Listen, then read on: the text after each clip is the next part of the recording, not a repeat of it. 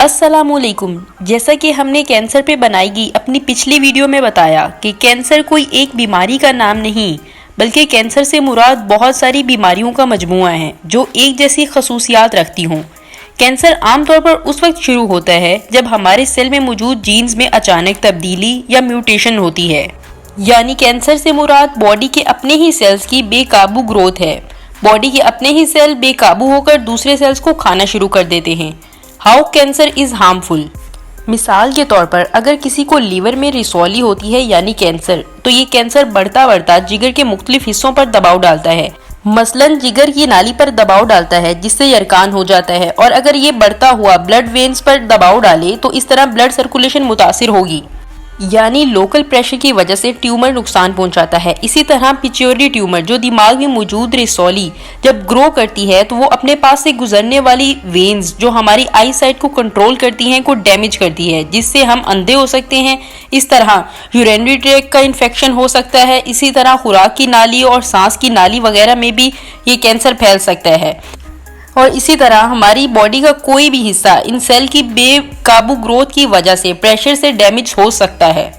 इसका दूसरा बड़ा नुकसान ये है कि इसके कुछ सेल टूट के हमारे ब्लड के थ्रू या किसी और तरीके से हमारी बॉडी में कहीं भी ट्रेवल कर सकते हैं, जिसको आम लफ्जों में सेकेंडरीज भी कहा जाता है। मिसाल के तौर पर अगर किसी को ब्रेस्ट कैंसर हो और इसके सेल टूटकर दिमाग में चले जाएं या जिगर में चले जाएं या हड्डियों में चले जाएं, जहां भी जाएंगे उस ऑर्गन को कमजोर कर देंगे। जैसे हड्डियों में जाएंगे तो हड्डियों को दर्द शुरू हो जाएगा और ये हड्डियां भुरभुरी और फ्रैक्चर होने से टूट भी सकती हैं। इसका तीसरा नुकसान ये होता है कि कैंसर ऐसे मादे पैदा करता है जो जिस्म के सारे सिस्टम को डिस्टर्ब कर देता है, जिसकी वजह से भूख नहीं लगती, खाना खाने को दिल नहीं करता, वजन कम हो जाता है और जिस्म का सारा एनर्जी प्रोड्यूस करने वाला सिस्टम मुतासिर हो जाता है।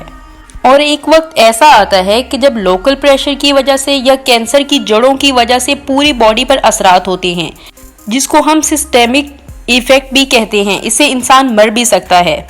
कैंसर एक आम बीमारी है जो आपके जिस्म के तकरीबन हर हिस्से को मुतासिर कर सकता है। तकरीबन 39.5% लोगों को जिंदगी में किसी भी स्टेज पर कैंसर हो सकता है। कैंसर मुमकिन तौर पर मोहलिक है। करंटली ये दुनिया में मौत की सबसे बड़ी वजह है और फर्टिलिटी रेट ज़्यादातर इस बात पर डिपेंड करता है कि कैंसर किस स्टेज और किस हद तक फैल चुका है। लेकिन कैंसर की डिफरेंट टाइप का इलाज मुमकिन है। How cancer damage over organs.